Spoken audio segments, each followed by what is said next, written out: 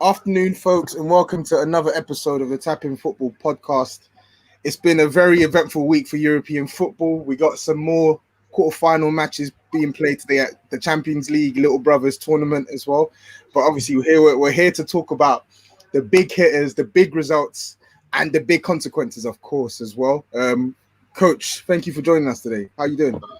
Thanks for having me, man. I'm good, man. How you doing? I'm good, man. I see you're wearing your retro United top. Clearly, you're primed for a victory tonight, and I just hope you don't get that victory. How can you not hope? What's it got to do with you guys? I mean, you guys.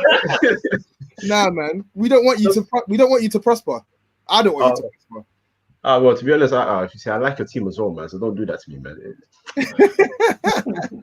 Honestly, there's no loyalty in football, man. There's no loyalty in football. I'm feeling a little bit chesty because we actually made a quarters, hoping to get to a semi in it. So hopefully we get the job done. You know what I'm saying? Because I can wear this next day as well. You know? If true, not, I ain't wearing it for another 2 months.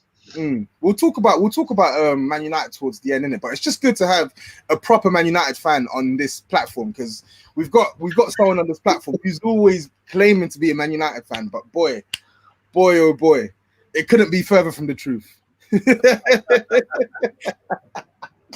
Okay, cool. Enough of my voice. It's time to hear what you lot think about what you lot have thought about the football over the course of this week. So I think there's no better place for us to start than in Manchester as well. So let's recap to yesterday's big Champions League match. We saw Olympic Lyon knock out Man City, 3-1 victors on the night as well. A brace for Dembele, a goal for Cornet as well. I think Cornet's got a record where he scored like 4 Champions League goals and they've all been against Man City. So he clearly likes playing against Man City. But I want to start off with you, Steve. Let's get straight into it again. I think the big theme around this game was overthinking. We saw a team in Lyon who didn't change their style at all for one of the top scorers in Europe this season, and yet we saw Man City literally chop and change and shift and maneuver, all to no avail. Talk us through your thoughts on Pep's decisions on the starting lineup yesterday. Yeah, we've seen it over a number of seasons now. It's funny actually because in the United game, I don't want to switch it to United, but in the United game in the Europa League, I think in extra time, one of the United reporters, I think it was Samuel Lockhurst, was listening to what Ole said to the players. And I think he said something like, keep it tight and keep going. And it was like an indication of how much like we try to over egg how much tactics and whatnot is involved, like at the top level of football. And sometimes it's just overcomplicating it. And I thought like those 3 words, it's really simple. And I thought with Guardiola, like a thing he's tried to do over the course of numerous seasons is overcomplicate things, like make strange tactical switches and changes. One I really didn't like at Bayern was when he was moving Lyon into like midfield and things like that. And he just seems like in the Champions League, he seems guilty of overcomplicating things. And we've heard about this. He can't do it without Messi. And I'm beginning to buy into this now because a simple. I'm not saying Lyon aren't a good side, but it should be a fairly simple Champions League quarterfinal. And I even got my my facts tied up yesterday because I thought last year's match against Spurs was the semi-final, and it was the quarters. So Pep's never advanced past the quarters with this City team. He's never advanced past the semis since he's been at Barcelona. It's a decade now. And you just wonder why he keeps making these tactical decisions. And clearly, it seems like all of these losses has got to his head, and he's just overcomplicating things. And I just think the guy's really got to take a long look at himself because I feel like if this was a Premier League game with no strings attached, they probably would have done Lyon in. So it was strange to see. But also on the other side of things, you can't really legislate for City's errors, and in a game of that magnitude and at that level, you can't be making errors like Sterling did and then errors like Edison did on top. You're going to get punished. And Jesus as well, missing that chance. Exactly. Yeah. So it was poor all around from City, but I think Guardiola's going to take the rap for this one. Yeah. Well said, Steve. Dan, I'm going to come to you next. So let's actually talk about the Guardiola sort of mishap, because obviously when we actually look at it, he was playing Fernandinho right centre back in a back three. I think he's played. I can't remember how many times this guy's played a back three in his entire time at Man City. I think the last time I remember him playing a back three was against you lot when they beat you 3-1 2 seasons ago against Arsenal. But I can't for the life of me remember how the last time this guy's played a back three. I mean, it's a knockout competition format. There's no 2 legs now. It's 1-legged approach, and he starts off with 3 attackers. Only 3 attackers on the pitch. His most creative midfielder. He's playing in right wing. He's playing a notoriously invisible midfielder in Gundogan in the big matches alongside Rodri, and he's expecting that this is going to somehow dislodge like a well-drilled Lyon side. Like, talk us through what was going through Pep's head. For me, I think he just got the setup completely wrong. To be honest, like 3-4-3 doesn't necessarily have to be this defensive lineup. Like you see the way Dortmund set up in the back three. They're a very attacking side, and they play with attacking fluency all the time in it. So it just depends on the way you set up. I think where Pep has gone wrong here is that Kyle Walker, number one, he used to be this right back that used to bomb on, and we saw him at Spurs, and he used to go overlapping runs, all this, that, and the other. But at City, he's not really been that same player. He's been this sort of inverted fullback that comes inside and plays in central midfield, this kind of thing. And so when Pep is essentially set up as this back three, for me, it looked like a back five. Like Cancelo and Walker were not moving forward and were not getting involved as much as you'd expect them to in a Pep Guardiola attacking formation. And I just think like it's not the time like to be showing the opposition respect when you've played better teams in this competition. In the last round, you've gone to the Bernabeu, played your normal way, and you've played them off the park. I don't know why you think now you've done it against Modric and Kroos, some of the best centre midfielders that are playing football right now, that you can't go and do that against Lyon's players, regardless of what's happened in previous ties. Do you know what I mean? So I just think he was a coward for me in changing that formation, and it didn't work. Like after 55 minutes, you're 1-0 down, change it up. Gundogan has no right playing 90 minutes in that match. He was doing nothing. He wasn't helping you defend, wasn't helping you attack. So why is he still on the pitch? You got Foden there, you got Bernardo Silva there sitting on the bench. I just think he needs to hold corn because he's a clown. He's a clown for losing that match. I'm sorry. It's unacceptable. Jesus. You've literally just emptied the clip on Pep. But yo, Mike, I'm coming to you next on this as well. So I really wanted to. I know obviously we're all focusing on sort of Pep, the criticism of Pep Guardiola, but I think we also need to give Lyon some credit here. What were your thoughts on the way in which Rudy Garcia set up against Man City? Because it seemed like he knew that he was able to exploit that high line of theirs, and the defensive shape that they had when they didn't have the ball was quite impressive. Yeah, he was quite brave in the game. He didn't sort of restrict his team to staying sort of just very compact and then stick to the game almost. He just wanted to go out there and let them express themselves.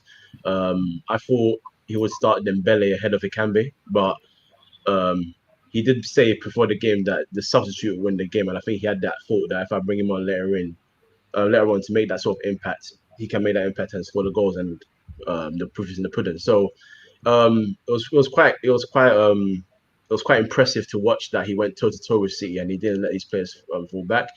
The midfield three were excellent. That is a Kakare. I don't say his name properly. Kakare, yeah. He was good. His name.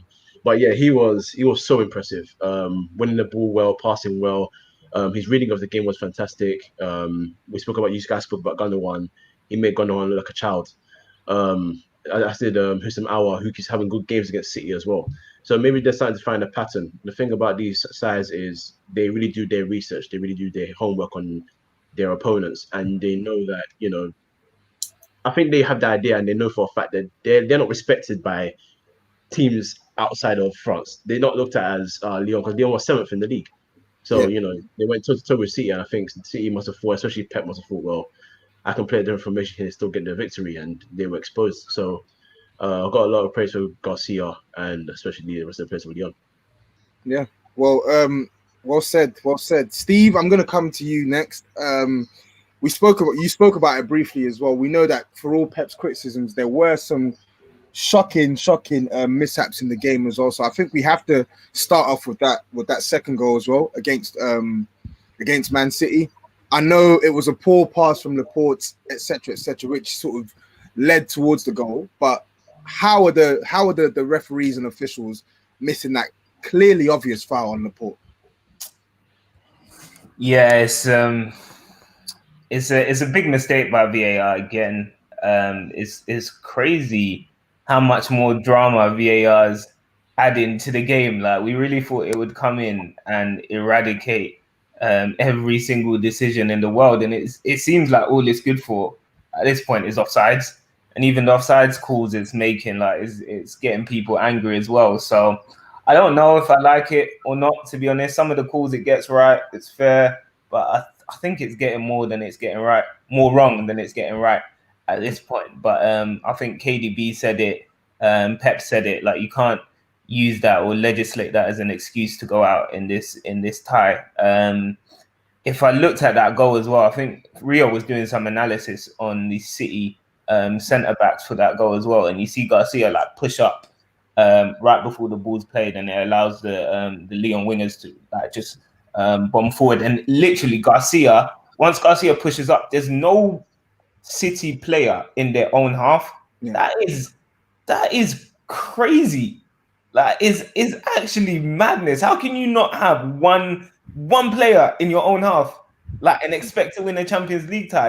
It's bonkers to me. And I think, like, just looking at that team and how they started up, yeah, for Garcia, I don't know how old he is, 18, 19, to be the middle centre starting back in the Champions League quarterfinal. That's again pathetic by Pep or whoever's in their recruitment, because that shouldn't be happening, man. Yeah, well said, Steve. Well said. And I think another thing that shouldn't be happening is players missing gilt-edged chances in such a high pressurized game. So, Dan, I'm going to come to you next as well, because we've had this energy for Pep. We've had this energy for the likes of Aubameyang, for Harry Kane, for so many players in world football where they fluff it on the big stage. So I think, as well as he played yesterday, surely Raheem Sterling's miss, unforgivable. Surely. Yeah, and the thing is, like, I really like Sterling, so it's hard for me to criticize him, yeah. But that miss is criminal. Do you know what I'm saying? It's actually criminal, because in years gone by, he has been basically City's go-to guy when Aguero isn't on the pitch in that attack. You know, him and De Bruyne are basically propping up that attack. And I do have like my question marks about Pep, you know, and how he's treated Sane and some of the other attackers, but separate to that point, I just think, you know, Raheem Sterling, that is your bread and butter. That's what people have been saying, you know, is your game. You know, you're a tapping merchant. You know, they're not rating the other aspects of your game. So for him to not even come through on that bit and score that tapping that he's so customary to scoring, you know, you can't forgive him, because that is the biggest platform now. It's a chance to send, not necessarily send your team through, but equalize the tie, you know, and keep it alive. And then you see what happens up the other end. Almost a minute later, you know, the Lyon go up and score. So, you know, that's the margins that you're dealing with here. And I don't think he would have got any sleep last night, because, you know, it's just a criminal miss. It's a criminal miss. Yeah. Sorry, Tobi. I was going to say, he needs to work. Like, his finishing is good, yeah. I think we're at the point where we can say he's a good finisher, but his composure, it just seems to go amiss at times. Like that chance, I don't know if it's because of the defender sliding in, but he just needed to like just put his foot where the ball is. Like, he's trying to like almost smash it into the net, and it's just like relax a bit, like take a bit off it. And obviously it's gone the other way for him. And I think obviously this has happened to Sterling before, and he scores many more goals now, so maybe we miss it a bit more now. But he's still, I don't think he's clinical enough. So I think he's got another level to go there. Yeah, you raised a good point on that, Steve, because like we've discussed it in our group chats as well. I think reluctantly, for me, I say reluctantly, I've sort of stamped him on this sort of world-class tag. But that miss yesterday, as shocking as it was, you're not surprised that someone like Raheem Sterling can miss a chance like that. It's not a shock. It's a shock in terms of the ease in which the chance was presented to him. But in terms of him missing gilt-edged chances, we've seen this over the course of the last 2, 3, 4 years for Raheem Sterling at Man City, no matter how many goals he scored. So I think you've definitely got a point there. It's definitely something that he really needs to sort of put to bed because, like you said, he is Man City's sort of go-to attacker right now in the absence of Aguero. And Aguero, if he's in that position, I know he misses chances, but he's sending that match into extra time. Sending that match into extra time. So Mike, I'm coming back to you now on this as well. Lyon as well. So they've now knocked out Juve. They've now knocked out Man City. And I'm not sure if you saw the tweet yesterday, Mbappe talking about Farmers League. Depay talking about Farmers League as well. So what's your thoughts on this whole sort of French league as a Farmers League sort of claim? I have been waiting for this day. I've been waiting for this day because there's an arrogance in this stupid country right here that this league is so far above everybody else. And I ran onto my Twitter account and said that, you know, this is a lesson for English football. And one guy ran to me straight away and said that, why you acting as if like 2 English teams didn't get into the final last year? Listen, Messi are supposed to be one of the best teams in the world. They've been smacked. They've been embarrassed. Monaco have embarrassed them before. Lyon have now embarrassed them. That's 2 French teams already. The 4 teams left, 2 are from Germany, 2 are from France. The 2 leagues that are clowned by people in this country are now in the quarterfinal and the semi-finals of the Champions League. Where are your people? Atletico have been embarrassing this year, yet they've beaten the champions that have won the league in our country quite easily, to be completely honest. They embarrassed them, home and away. So whole Farmers League nonsense. I always say, like, you can't go and send for leagues because if they pop you, you're suddenly confused. You're looking around. Ajax went and humbled Real Madrid completely last year, humbled them, and you guys knocked them out after they capitulated, and it was fantastic to see you come back. But before Ajax and Madrid were drawn together, you were thinking most people think, Madrid, they've got this, that. Exactly, and they were embarrassed. It's a lesson. This country is arrogant, and I want it to happen again and again and again and again. That's funny. I want more. Wow. I'm not gonna. Whoever made the term Farmers League is absolutely hilarious. But I'm not gonna lie. Yeah, I still think that French league is a Farmers League. I'm not gonna lie. But you know what? I think there is an overconfidence in the disparity between the leagues. Yeah, but there is still. I still think there's a significant quality gap between the Premier League and Serie A. I think the Bundesliga is a quality league as well. I think the French league, once you start going past the top 3 or 4 teams, I think there is a significant drop in the quality. That's not to say they don't have lots of very technical and capable players. That's not to say their top teams who compete in the Europa League and the Champions League aren't good teams. But I just think that if you look at the whole league in general, I think there's a lesser quality in those leagues, and I think that's factual. But also, I don't want to take away from Lyon's win. But if this game is 2 legs, then I think City are still going through,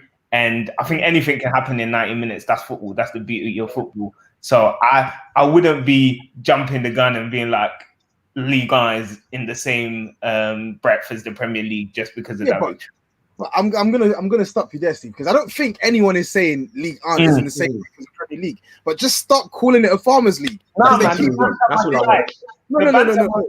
No. But hear this rationale. They keep producing top class players. Yeah.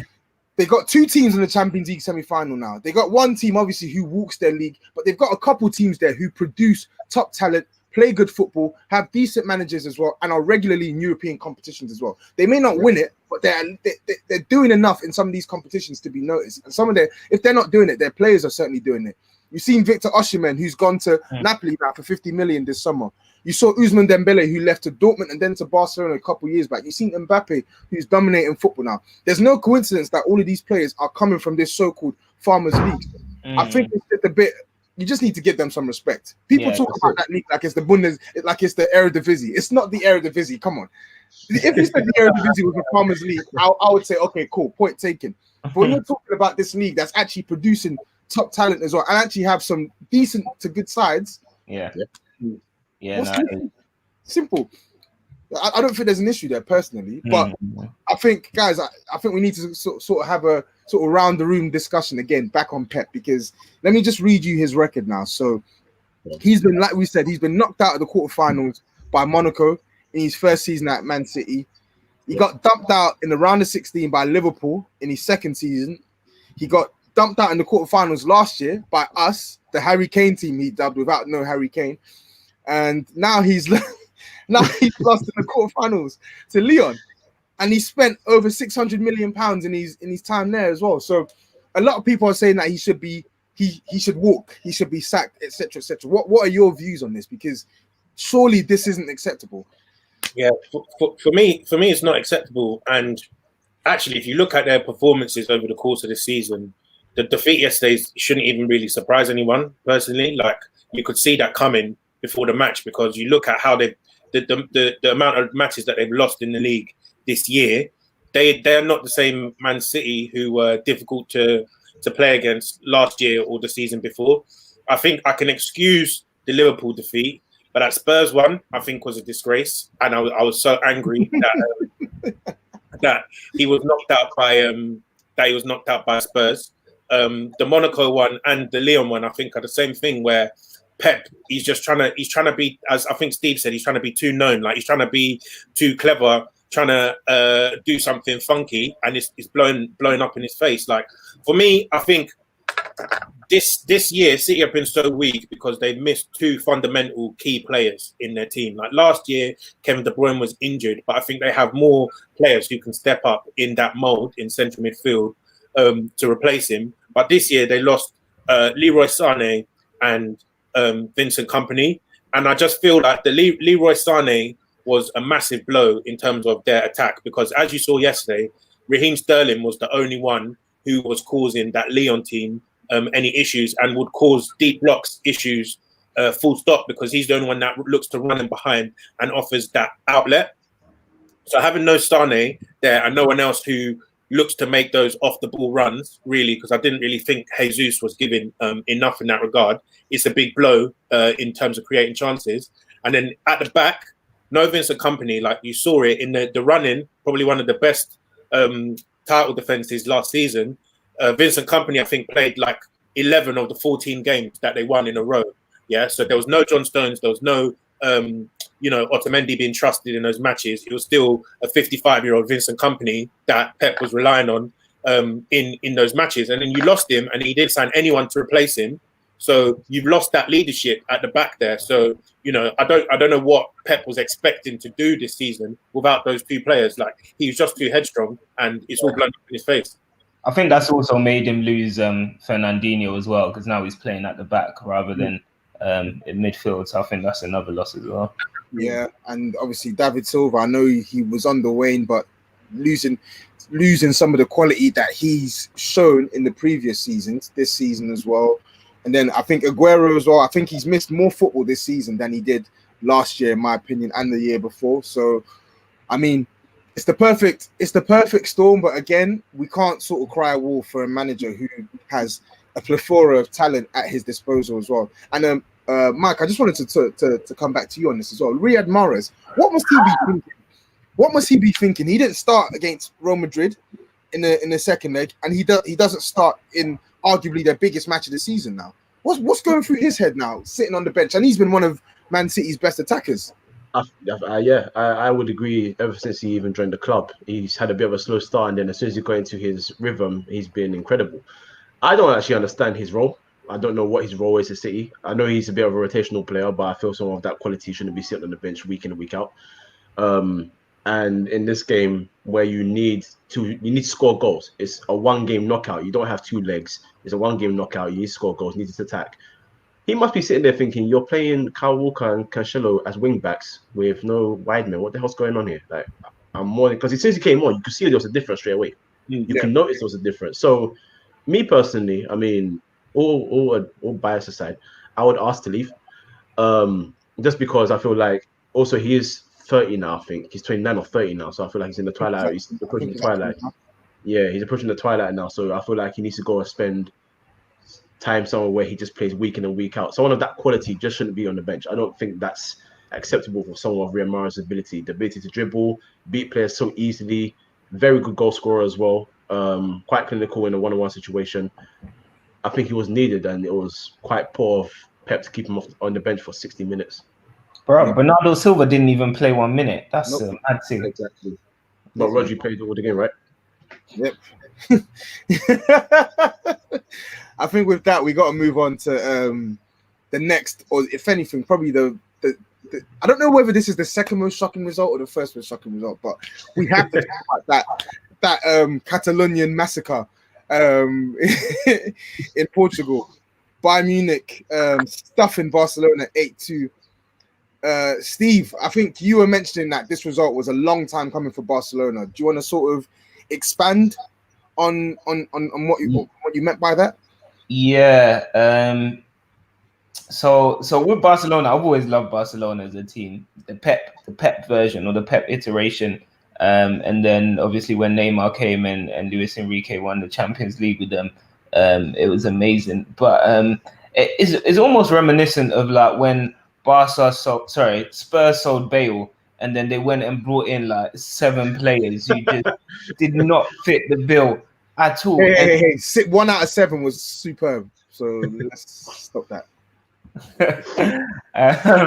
But the problems had even started before then, and it's just like I've seen my club run pretty poorly since Ferguson left, but since Pep left Barcelona, the money this team has wasted and the structural issues, the signings they've gone in for, it's a mess from top to bottom. And they finally found themselves at rock bottom. And the reason I say it's been a long time coming is I think if you look at it, must be the last 4 seasons now where Barcelona have they've been knocked out of the Champions League in pretty much disgrace each time.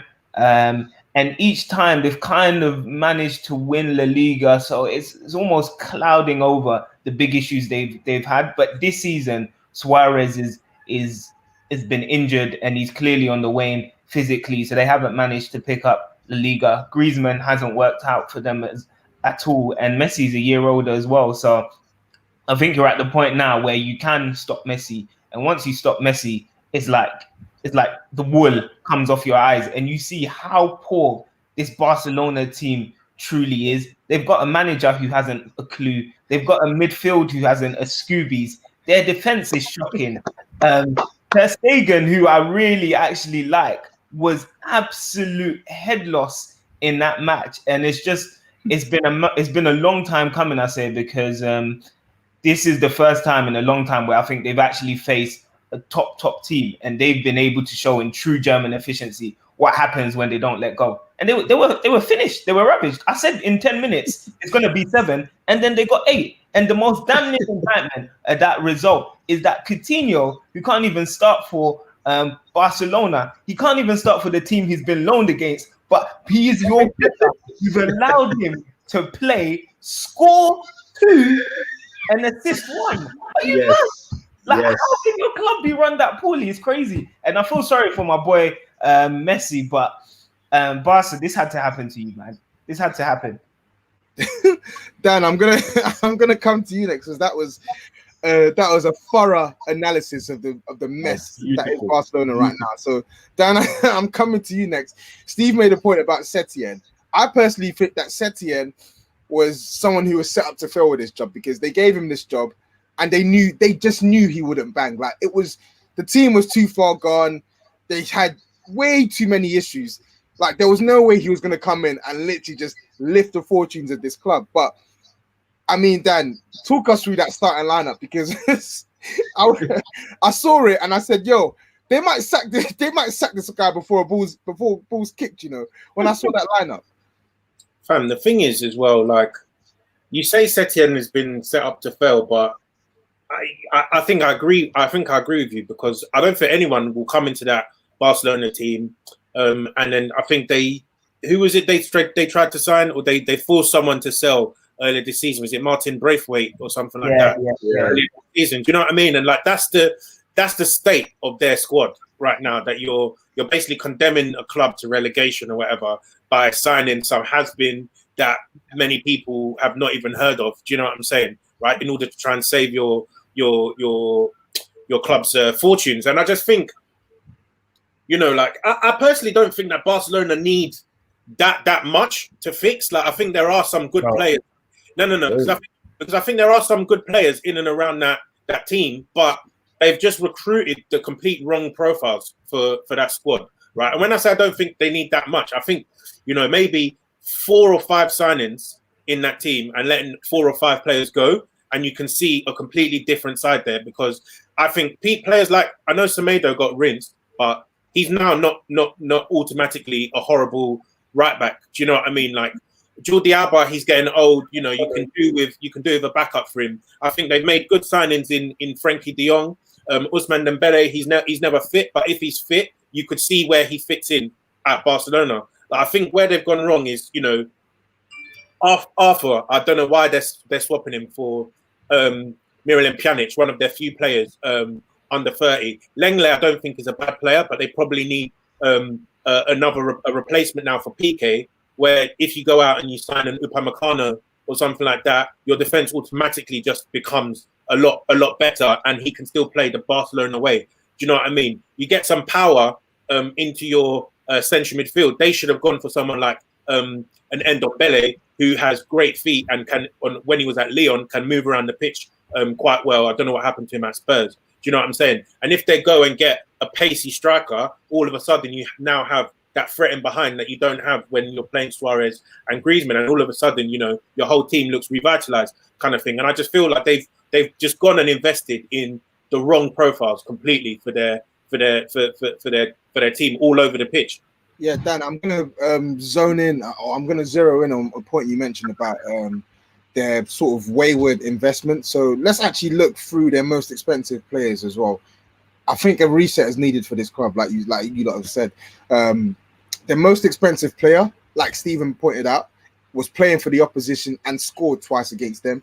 The second most expensive player couldn't even start in their biggest match of the season. He was dropped in favor of a 4-4-2 sort of weird diamond formation with Vidal playing in a 4-man midfield.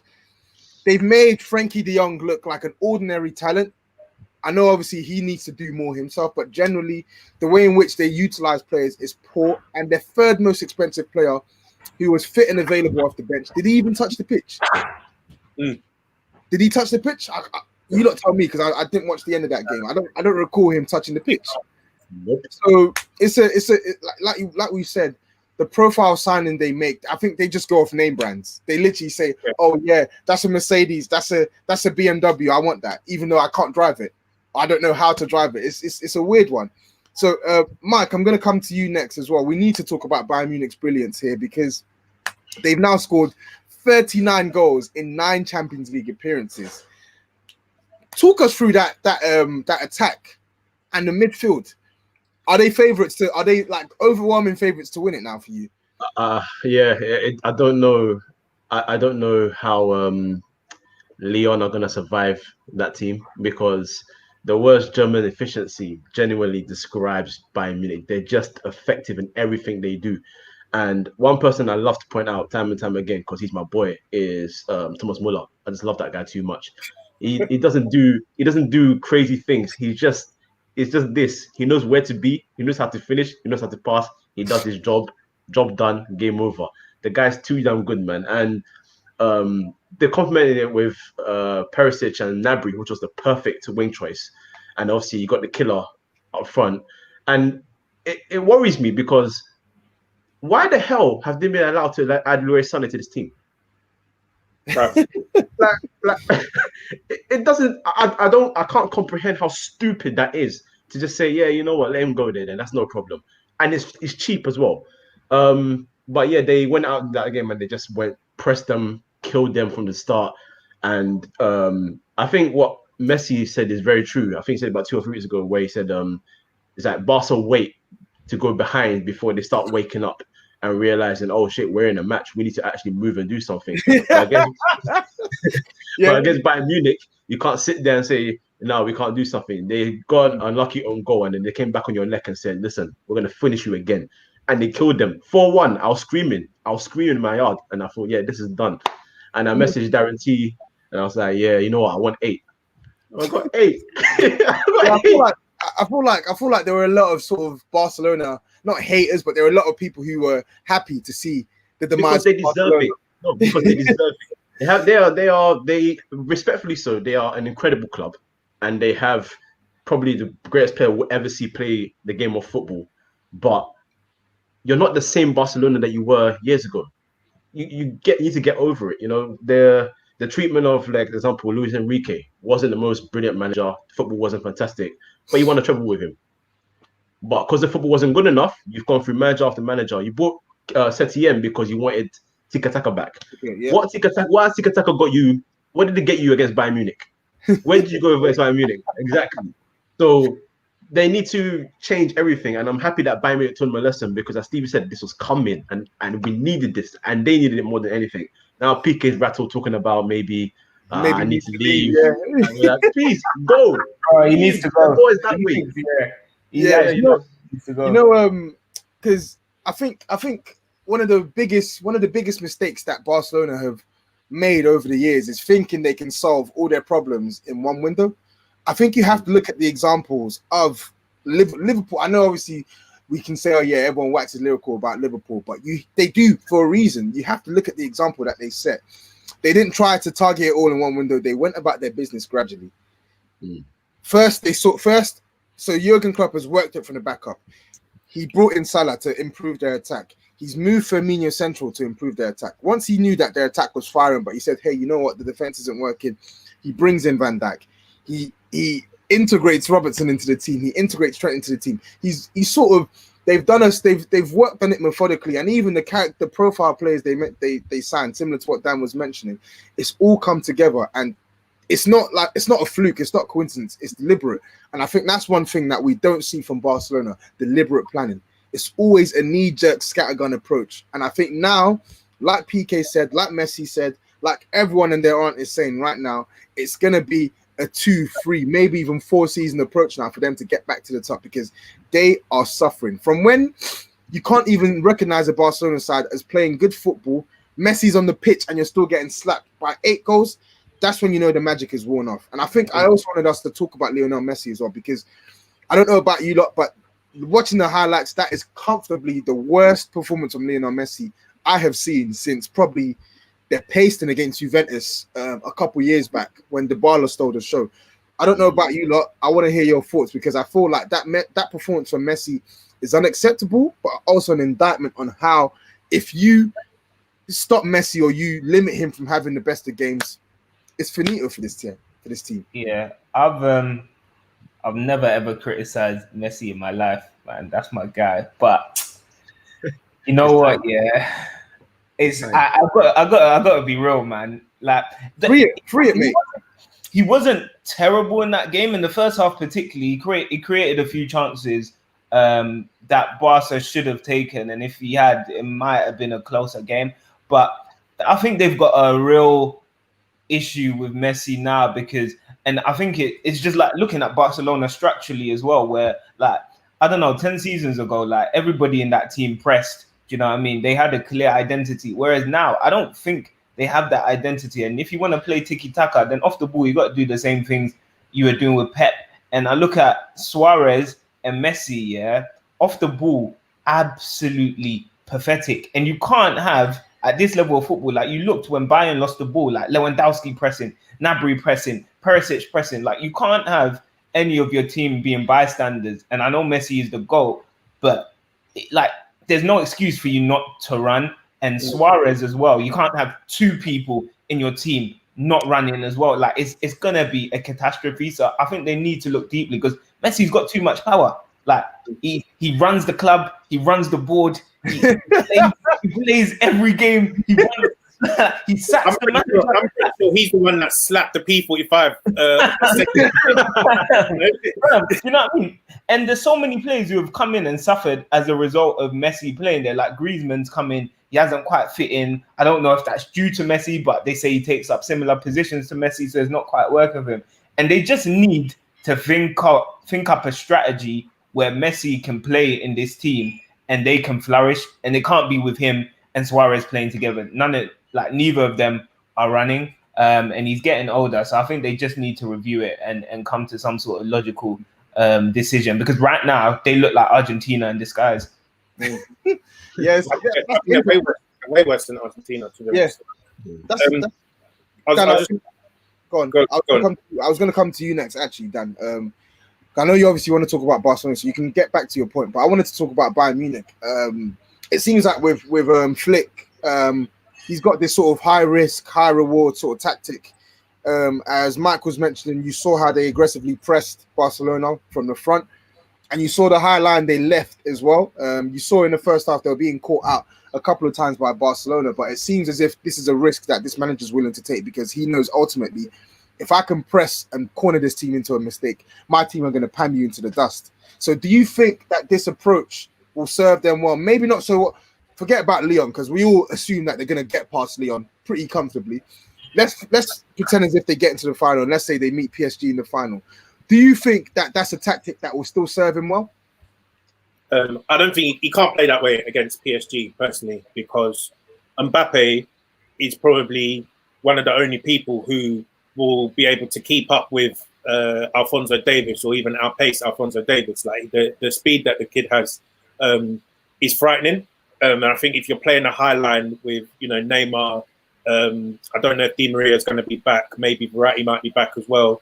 If you have these sort of guys that have the ability to play the final ball, you can't play such a high line. And one thing I was going to say just about back to Barcelona was just that I think, Steve's really right there. And I saw a tweet that's just said that, you've seen it in the week, the way Juventus have tried to play, the way PSG tried to play when those other players were missing, and when the way Barcelona are trying to play, like they're trying to force the sort of those three best players in the world in Messi, Ronaldo, and Neymar. They're trying to force everything through those players, and outside of those players, those teams pretty much have zero idea of what to do. And you've seen it with Juventus this season that, once they've actually tried to look for some of their other players, like Dybala is on the pitch as well, they've been able to sort of get things working. And PSG, they only looked good once Mbappe was back on the pitch, and they started looking like a better attacking unit once the focus wasn't all on Neymar. And I think that's one of the things you have to praise Bayern for, that, outside of Lewandowski, they still try and use their other attackers to sort of influence the game. You know what I mean? Like, so you've got Gnabry there, you've got Thomas Müller there, you've got Perisic or Koeman there as well, that can also influence the game, and they use other outlets other than their main striker. So I feel like that's where Barcelona need to have another look at themselves, really. Well, I think just before we move on, one player who actually shone against his former club, Thiago, I just wanted to get you lot's thoughts on him as well. Reports intensifying that this guy is on the verge of signing for Liverpool. How good of an addition is that going to be for the reigning Premier League champion, Mike? If they get Thiago, they keep the title. As simple as it gets. That's a big claim. It is a big claim, but I don't see anyone else in the league right now that's next to Liverpool, if I'm being honest. And it's kind of pissing me off that it's only £30 million and no one else is having a look. But then maybe there is no one else that can have a look, because Liverpool are that good. And if you want to go under a manager right now to go and play for, it's going to be Jurgen Klopp. So he's a supreme talent. His creativity, his reading of the game, very good defensively as well. I think there's a part of his game that's not really spoken about enough. He's so damn good, man. So he joins Liverpool and they retain the league, and I'm missing. Big claim. Before we move on, who drops out of the midfield? What's their starting midfielders? So Fabinho, Wijnaldum, and Henderson. It will have to be Wijnaldum. Yeah, probably. I mean, Henderson for me would be the one to drop out, but he's captain, and I don't think he won't drop out. Yeah, Wijnaldum is never dropping out of that midfield. Thiago? Nah, because he does the running. Like him and Henderson do the running. I can see Fabinho coming out. Fabinho? That's a shout, Henderson at 6 potentially. I don't know though. He's the best defensive midfielder though. He's the best. So if he's on Song, I can't see him being dropped in favor of Ronaldo. I guess it will probably be a rotation thing more than anything. But yeah. But I did want to say before you moved on away from Bayern, I just think I was hoping City would have the opportunity to expose it. But down, is it Bayern's right side where they've got Boateng and Kimmich? That side is set up to get toasted on the break. Like there's even with Pavard fit, like there's not enough pace on that side, and I just think if it's Mbappe playing there like he did against what was it, Atlanta, or if it's Neymar playing there, I think one of them are absolutely going to ravage that side. Like Boateng, they said he had a good season this season, but judging by the Champions League games I've seen of him, this guy is AWOL. Like I can see him getting finished a la Messi in 2015 or 16, whenever it was. So I think that's probably the weak area they have in that side. Yeah, it's a weird one as well because I was discussing that in the group chat as well. I feel like Boateng, he's been better than you're giving him credit for, but he is still ultimately a weak link in that defense. And I think the issue with Joshua Kimmich is because he bumps forward. Him and Davies, they push high up the pitch. But Davies has got the recovery pace. Davies can beat pretty much anyone on this planet in a foot race. You can't say the same for Joshua Kimmich. And we saw 2 years ago, I think it was 2 years ago, against Bayern Munich. Against Real Madrid, where they exploited it. Both their goals came on that left-hand channel as well, where Joshua Kimmich was caught high up in the field as well. So you're definitely right. It is something for them to look at. But just before we move on to Atalanta, there was one point which I forgot to bring up with Man City, and it's perfect now that we've spoken about Jurgen Klopp as well, because Pep's legacy, we speak about him. We know we say that in terms of modern day sort of managers ever, you have Ferguson, you have Mourinho, you have Pep. But this Champions League sort of defeat now, surely it must damage his legacy, and surely it must make us sort of review the way we look at this guy, because how can you be spending all this money and not succeeding in the Champions League like this? I'll let someone else go. I love Pep. I'm not gonna lie. I love him too, but I think in 26 years, Ferguson won 2 Champions Leagues, and he got to three finals. So I think there's a case to be said there that it really isn't easy to win the Champions League. That being said, Pep's had all the money in the world, so I think that's where you can be more critical of him.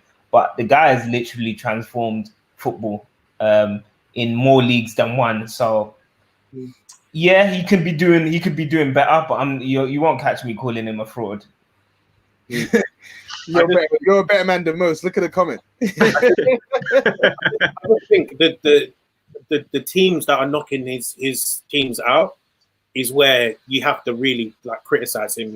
He's not losing to European giants. He's not losing to top teams out there. He's losing to minnows who don't go on to win the tournament, and he is losing as the favorite in a lot of these ties. Do you get what I'm saying? I think the Liverpool game is the only one where you can say, wow, they really probably blew him out the park, and they played really well. And you can't. Can I pause? I don't like how you're not putting respect on Tottenham. Surely, come on, man. No, I'm sorry.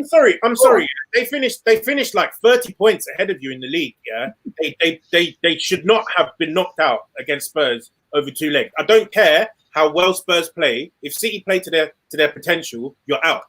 But you could say the same about Liverpool, though. Yeah, and that was going to be my next point. Even in that season, you would say that Man City were the favourites in that tie, and they got absolutely spanked. Do you get what I'm saying? But that's the only one where I'll probably say, you know what, Liverpool in Europe, they're a different beast, whatever, this, that, and the other. That's an excuse I'm going to give to him. But his Champions League record is very shaky. It's very, very shaky. And I've been defending him now. People call him Guardiola, but this is almost the last straw. Like, you can't go out to a Lyon team in the manner that he did. It's pathetic. It is. You see, even against that, even that Liverpool game, again, his selection was dodgy as well. Didn't Gundogan play right wing and Laporte play left back? You got to question this guy. We got to get onto his neck, because 100. There's always this thing about when a manager's doing well, you cannot criticize anything that they're doing. Or if a player makes a mistake, but he's done this in the past. So like the United thing with De Gea, being so easy with De Gea to the point now where it's just like, listen, the guy's losing it. Realize it. He's losing his step. So you got to get onto his neck, bro. It's not good enough. It's simply not good enough. That selection yesterday was a damn disgrace. If that's anyone else, we're on his neck straight away. Yeah. Criticize this guy and let him realize he's not a managerial god. He's just a man. Wow, I love that. He's not a managerial god. He's just a man. Yeah, I think with him certainly now. I'm with Steve. I'm firmly in the Pep in camp. I love him, but I'm sorry now. Until he wins that Champions League without Messi, as far as Champions League goes, he's a fraud.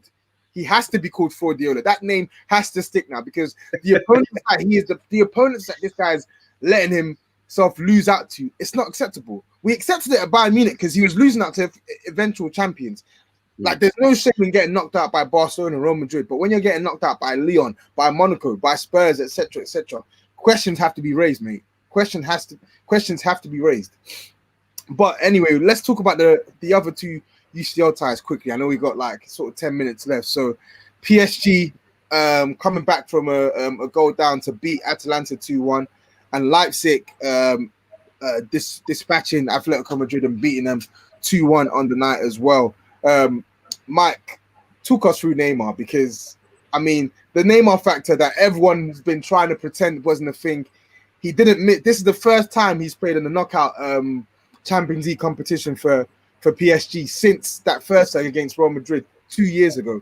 I mean, talk us through it. Talk us through his performance, because he missed a couple big chances as well. He missed a lot of big chances, but boy, didn't he pull out of the bag? Oh yeah, his finishing was wayward, but when it comes to producing that moment of quality to at least help bring a goal forward, he's there. He showed up the whole game. He was the only one until Mbappe came on that was actually doing something of merit to try and make a difference. You know, Icardi was an absolute disgrace, couldn't find him. I think Sarabia was also very poor. Herrera, I mean, me and Steven know, less said the better. So, you know, he did his thing. His finishing was poor, and I think because it is Neymar and he does that, you're thinking, bro, you're not on game. But he was on his game completely. Yeah, shout out to promoting as well, actually.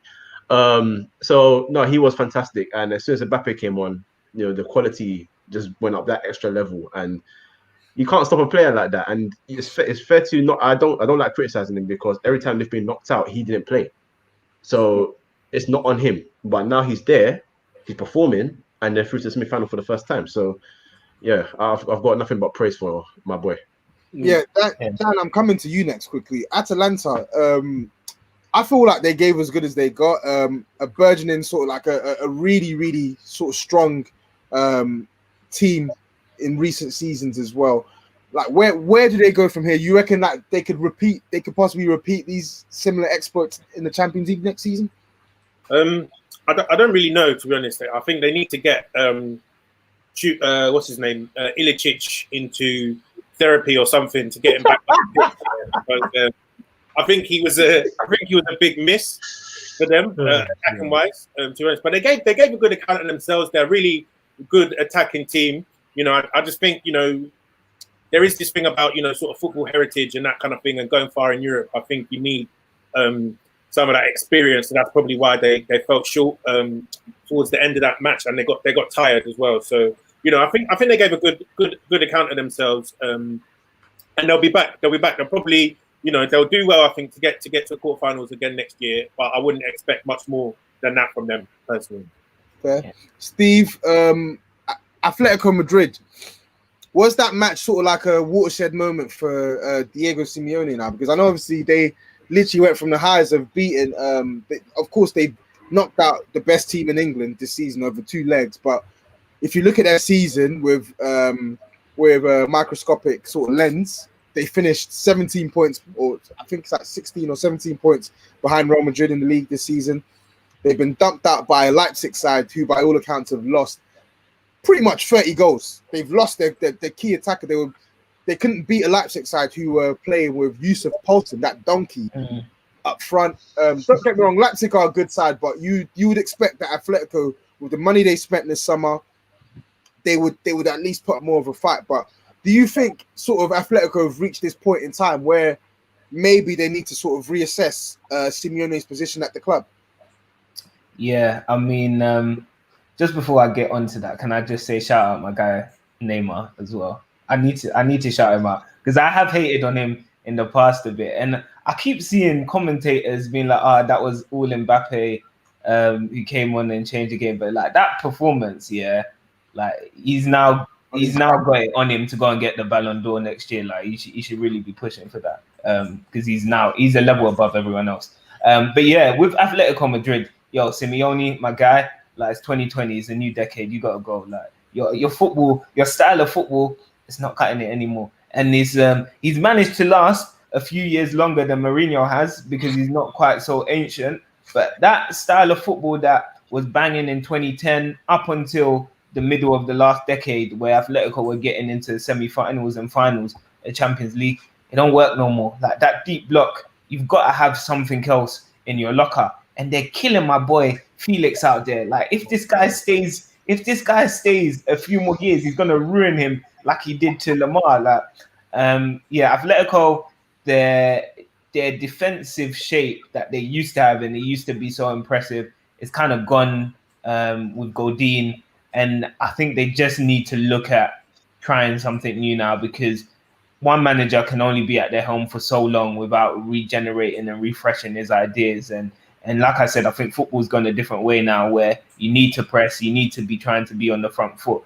Atletico Madrid don't seem to be wanting to do that. And you can see like they've even lost admirers. Like people used to praise their style of play. Now people are disgusted to see them touch pitch. So yeah, I just think a refresh is needed all around, and you can't be spending that much money on Felix and then playing a style of football that doesn't even suit him. So yeah, and you look at people like Costa as well, who since he's left Chelsea, he's just, again, I think physically he's not quite at the same level. So they just need a refresh, I think. Yeah, Dan, I'm coming to you next. So it's a twofold sort of point, really. I know obviously we probably might run over, but so let's actually talk about Atletico Madrid's attack, because under Simeone, of course, he lost his top goal scorer and Antoine Griezmann the summer 2019. But I mean, we have to surely question his recruitment and his decision making at this club, because he was the one that gave the green light for a 50 million purchase for Morata. I mean, I can forgive you for Diego Costa, because I think at the time when they signed Costa, I don't think many expected Costa to be finished by all accounts, because he was coming off the back of a strong campaign for Chelsea. But signing Morata for 50-something million, signing João Felix and not really having a role for him to play in this team, knowing full well that you've lost your chief goal scorer and in large parts one of your most creative outlets in Antoine Griezmann. Surely this can't be acceptable for Cholo. Yeah, like I don't think it is acceptable, to be honest. And I just think I would echo Steve's thoughts that it's just time for a refresh, to be honest. Like you like if you look at their squad as well, they have players who are capable of playing in a more creative and more expansive way. Like you saw it in spells against Leipzig. You saw it in spells that they were able to get forward and create chances. João Felix really changed the game for about 10-15 minutes when he came on the pitch. And so you just have to ask yourself, why were you not trying to do this from earlier in the game or from minute one? That kind of thing. And like you look at, even to add to the players you mentioned, they spent like 60 million euro on someone like Thomas Lemar as well, who has got 0 goals and 0 assists this season as well. So it's just like you're signing all these sort of attacking and flary players, and you have no idea how to integrate them into the team. So either you want to move in that direction and you want to get these players onto the pitch, or you don't, and so you just save your money and buy, your Ryan Shaw crosses and stuff like that. If that's what you're trying to do, do you know what I mean? Like, so you either needs to either go fully into this new right. I'm going to spend 100 million on João Felix, so I'm going to find the best way to play him and get the best out of him, or just don't bother spending the money and keep to doing what you're doing. Okay, well said, Dan. Mike, I want to talk about Leipzig quickly before we sort of wrap up and look ahead to tonight's fixture. So Leipzig, I think under this Nagelsmann guy, we really need to sort of shine a spotlight on the job that he's doing at this club, because no matter who they play, no matter which player comes in and out of this team, everyone knows what they're doing. They're well coached, well drilled. their shape is correct, and the way in which they attack teams as well. It's brilliant to watch. What I wanted to ask is your opinion on Nagelsmann, and I also wanted to ask for your opinion on Upamecano as well, because we know that he was someone who a lot of people wanted to watch. I thought that he handled Diego Costa quite well, but I wanted to hear your thoughts. Yeah, first on Nagelsmann, I mean, the guy is a revelation. I think he's very, very knowledgeable in how he approaches every game. It's not always the same tactics, not always the same style, which is what I love. There's a plan A, plan B, plan C, and he knows his opponent very well. The job he got Upamecano to do on Costa was phenomenal. Physical for physical, but on top of that, Upamecano can defend well and he can pass well on the ball as well. Yeah. He just made Costa feel very uncomfortable, and he's done that throughout the season and throughout his time there. His first season that in the Bundesliga with Leipzig, they finished in the top 4 in Germany straight away. So his footballing brain as a manager is just incredible. And Upamecano, I wanted to see him in a real pressure situation because I know a lot of people are fans of him. I always try and take my time with that, but man, he stepped up to the occasion and stepped up big, especially when he made sure that he didn't foul. Was it Lodi for the dive? That was very well timed as well. That way he just sort of stepped off last second.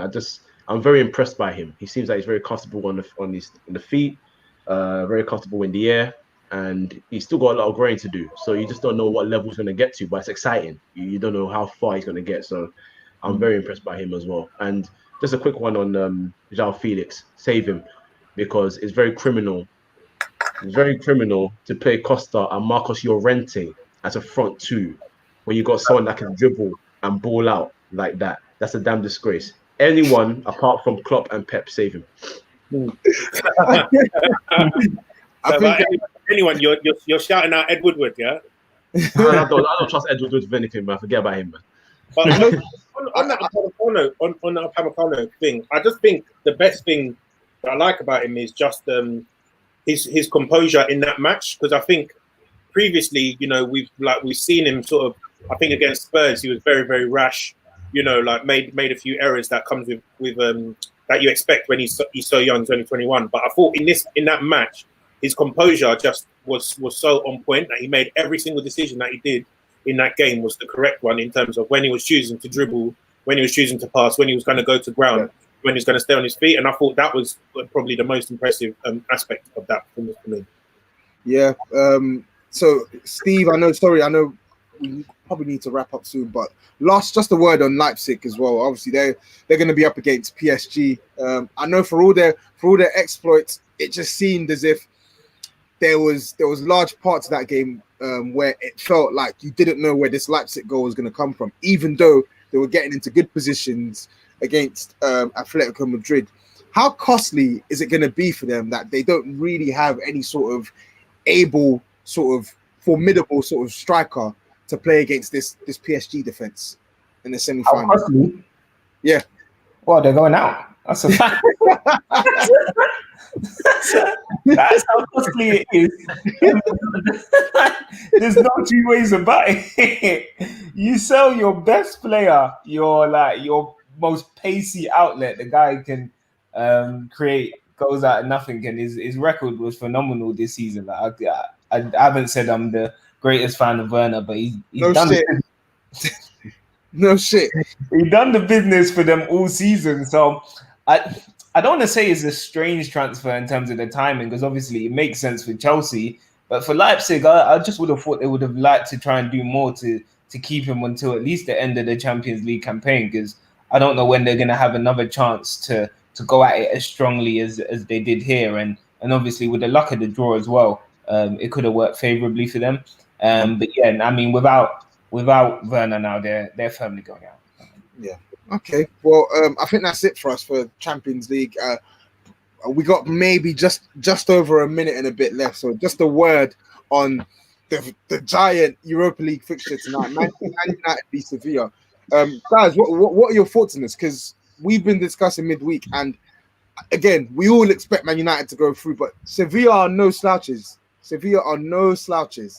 What's your thoughts? The last time we expected Man United to go through against Sevilla, we all know what happened. So,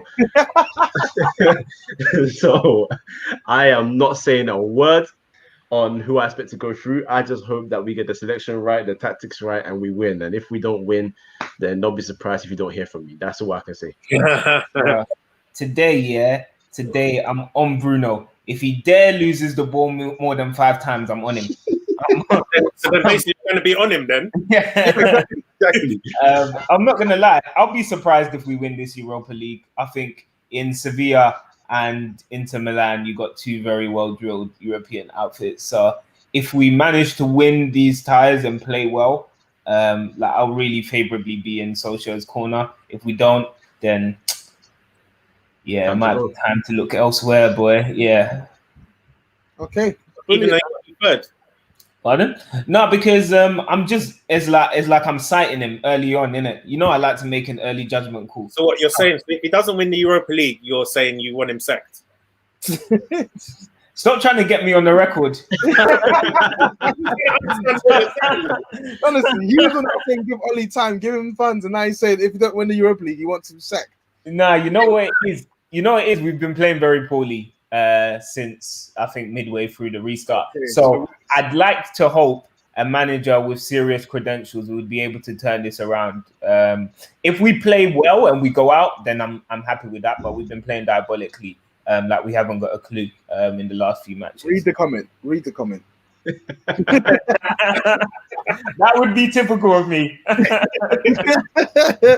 Okay, and on that note, I think that's it for us today. Coach Mike, I don't know why you go by Coach Kojo, but thank you for coming on today. It's been a pleasure having you on. I would say good luck tonight, but I would be lying. I wish you the worst of luck. I hope Sevilla beat you.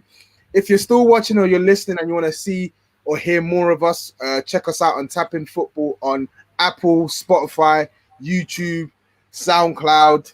If you want a glimpse of our socials, we're also available on Twitter, just one word, TapIn Football. Available on Instagram as well, and also available on LinkedIn as well.